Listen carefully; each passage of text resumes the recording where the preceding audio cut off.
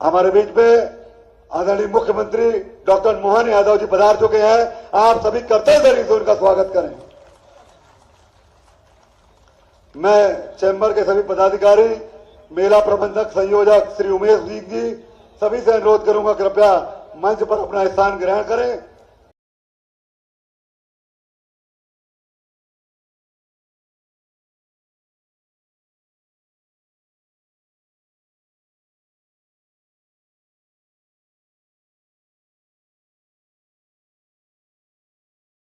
हम सबका सौभाग्य है, आज विंध्य की धरती पर कई सारी सौगातों का सिलसिला प्रारंभ हुआ और ऐसे में जब हम अपने इस दिन की यात्रा का आखिरी पड़ाव की तरफ बढ़ रहे हैं, ऐसे में विंध्य व्यापार मेले की तरह से इस गौरवशाली स्थान पर ये व्यापार व्यवसाय तमाम प्रकार की अलग अलग गतिविधियों के कारण से जाना जाने वाला सतना सबसे अच्छा पूरे विंध्य के अंदर व्यापार व्यवसाय का केंद्र भी है। मैं बधाई देना चाहता हूं आप सबका, आपका अभिनंदन करता हूं, आपका स्वागत करता हूं।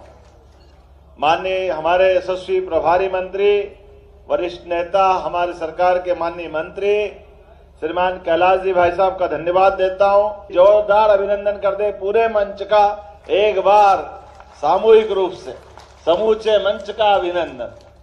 विंध्य व्यापार मेले और चैम्बर ऑफ कॉमर्स द्वारा 1962 में हमारे तो पैदा होने के पहले से यहाँ व्यापार व्यवसाय की आपने एक अच्छी शुरुआत की। ये बात सही है कि हमारे बीच यशस्वी प्रधानमंत्री श्रीमान नरेंद्र मोदी जी का जोरदार अभिनंदन करें, जिनके नेतृत्व में सच्चे अर्थों में भारतीय प्रतिभाओं का, उनकी योग्यता का, क्षमता का, बुद्धिमत्ता का, व्यापार का, व्यवसाय का, शौर्य का, पराक्रम का, बहादुरी का सभी क्षेत्रों में परचम अगर भारत लहरा रहा है, हमें खुशी है। हमारे यशस्वी प्रधानमंत्री नरेंद्र मोदी जी की सरकार में वो आनंद छा रहा है, उसका एहसास हमको हो रहा है कि हमारी सरकार ने अपने गठन के साथ ही हमारे सारे माननीय मंत्रीगणों के साथ हमने तय किया कि राज्य के अंदर जितनी जनकल्याणकारी योजना है वो जनकल्याणकारी योजना सब जारी रहना चाहिए, लेकिन इन योजनाओं के चलते चलते आर्थिक रूप से हमारा राज्य और कैसे समृद्ध हो, इसलिए हमारे एक एक विषय को इस प्रकार से पकड़ा है।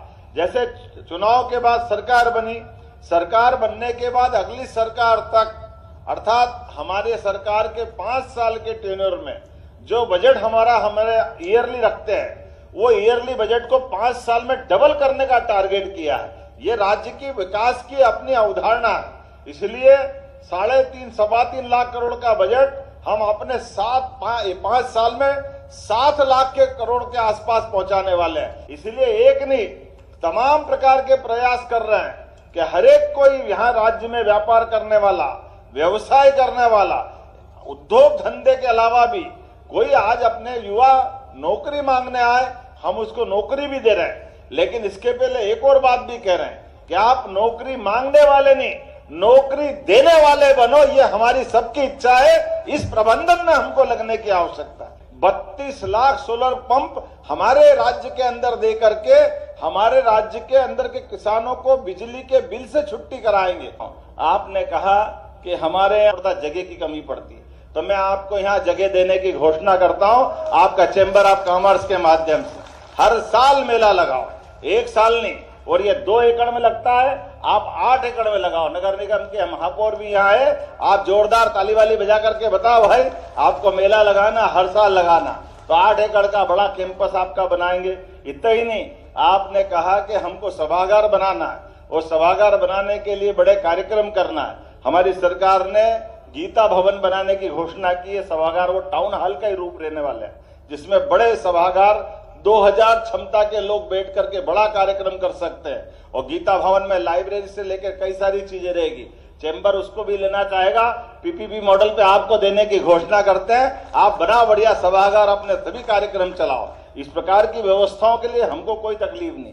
तीसरी बात आपने कहा है कि यहाँ व्यापार व्यवसाय करने के लिए हमको अपनी सरकार की योजनाओं का लाभ मिलना चाहिए। तो मैं ये माननीय सांसद जी ने एक बात अच्छी रख दी, हमने रीजनल इंडस्ट्री कॉन्क्लेव की, जिसको रीवा में, ग्वालियर में, जबलपुर में, जहाँ जितने संभाग केंद्र थे अभी तक हमने वहां भी की, लेकिन अब जिले के अंदर करने वाले हैं। तो बीच में माइनिंग सेक्टर की रीजनल इंडस्ट्री कॉन्क्लेव की तर्ज पर कटनी में हमने कार्यक्रम किया था। लेकिन अगर आपने सतना की बात कही है तो हम सतना में लगाने की घोषणा करते हैं। सतना में हमारा इंडस्ट्री कॉन्क्लेव लगेगा। हमारा तो प्रयास है सतना में 100 एकड़ का नया इंडस्ट्रियल पार्क बनाने की घोषणा करते हैं, जिसके आधार पर कई सारी और नई इंडस्ट्रियां खड़ी हो, जहां बड़ा एयरपोर्ट बनेगा जिसमें सब प्रकार के प्लेन उतरेंगे। और आगे बढ़ो, आपको हेली सर्विसेज चाहिए, भविष्य में हेलीकॉप्टर की सर्विसेज के आधार पर हमारे साथ अब हमने धार्मिक पर्यटन का बढ़ावा देते हुए अपने राज्य के अंदर, जैसे उत्तराखंड के अंदर केदारनाथ, गंगोत्री, जमुनोत्री, बद्रीनाथ जाने के लिए हेलीकॉप्टर सर्विस चालू की। हमने अपने राज्य के अंदर सभी पर्यटक केंद्रों के साथ धार्मिक केंद्रों को जोड़कर भी हेली सर्विसेज चालू की। उस हेली सर्विसेज के आधार पर हेलीकॉप्टर की व्यवस्था के आधार जोड़ करके वो सारे लाभ दिलाने के लिए भी सतना के साथ भी जोड़ करके, क्योंकि आपके पास एक तरफ चित्रकूट है, एक तरफ मैहर की माता जी है, इसलिए उस सर्किट के अंदर हमने ये भी गुंजाइश रखी। हमारी सरकार ने अगली योजना ये बनाई कि हम राज्य परिवहन की निगम की तर्ज पर बसों का प्रबंधन भी सरकार के माध्यम से कराएंगे।